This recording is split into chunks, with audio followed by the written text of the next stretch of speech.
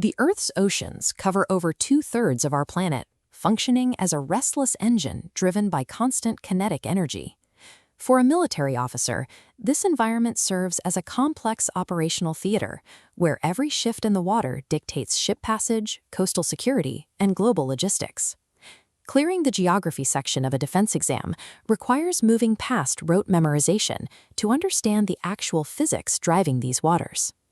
We can categorize the ocean's motion into 3 distinct movements: waves, tides, and currents.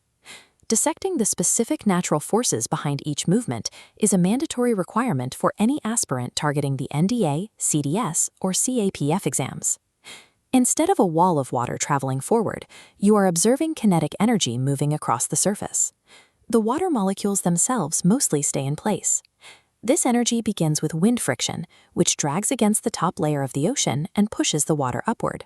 We define the anatomy of this energy using 2 points: the crest, representing the absolute highest point, and the trough, the lowest dip.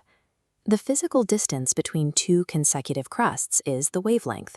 The total wave height from trough to crest is the amplitude. Wind speed and duration directly dictate the scale of this motion. The more sustained the wind, the faster and more frequent the waves. Recognizing these mechanics allows a navigator to accurately read the immediate surface conditions of their operational environment. While wind controls the surface, a much larger force governs the periodic rise and fall of global sea levels. We call these tides.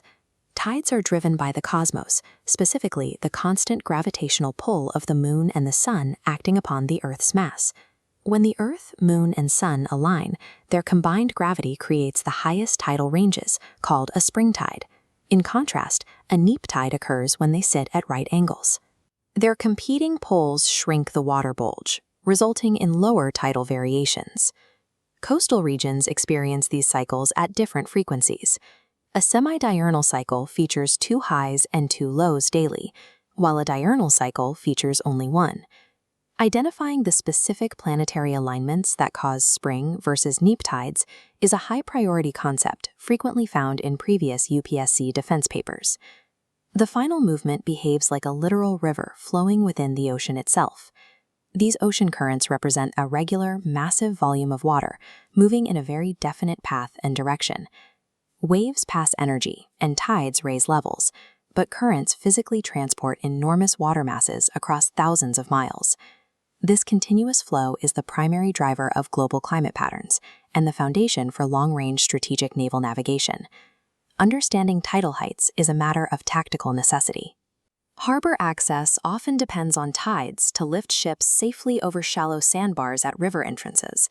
Tides serve as an environmental utility, naturally flushing sediments and polluted water out of river estuaries. Modern engineering captures this predictable motion.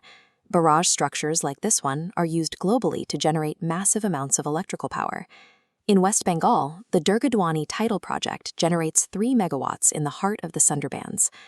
Mastering the mechanics of wind-driven waves, gravity-driven tides, and continuous ocean currents is essential for strategic planning and exam success alike.